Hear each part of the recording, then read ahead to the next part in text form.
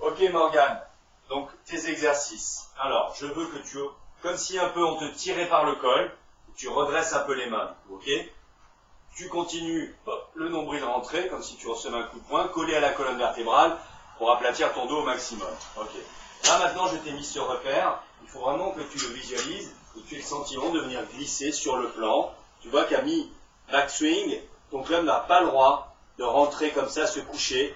Il n'a pas le droit il doit rester parallèle au stick rouge qui est au sol. Ok. Puis il continue dans le plan.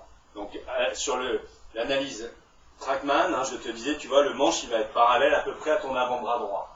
Ok, là ton club est resté en plan. On reprend donc cette idée de ne pas venir tirer le club. On va faire l'erreur à l'intérieur et trop le coucher et après croiser. Ok, ça fait trop de changements de plan. Mais essayer de rester en plan, en largeur. Voilà. Et en haut de l'élan, regarde, je te tire, tu vois les mains vers là-bas, vers la largeur.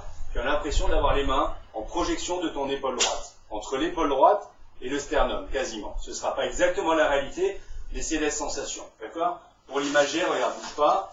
Je vais mettre carrément une truite comme ça. Tu vois, c'est l'idée. Voilà, ça sort de l'épaule et ton club est sur cette ligne. Ok, Morgane.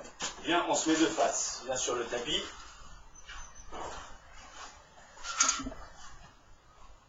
Voilà. Et là, je veux que tu me travailles comme si tu avais un poids sur le pied.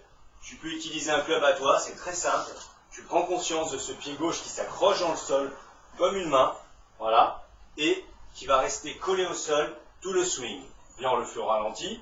Donc dans la traversée, voilà, fais semblant d'amorcer le retour. Je veux vraiment, voilà, que tu sens que tu viens appuyer le talon gauche dans le sol, que le poids passe sur le talon gauche et que ce pied reste collé au sol. Je veux ça surtout sur les coups de fer. Au drive, tu seras plus explosif. Si tu sautes un peu, c'est pas très grave. Remets-toi de profil. Donc ça, je te donne dans l'ordre de priorité.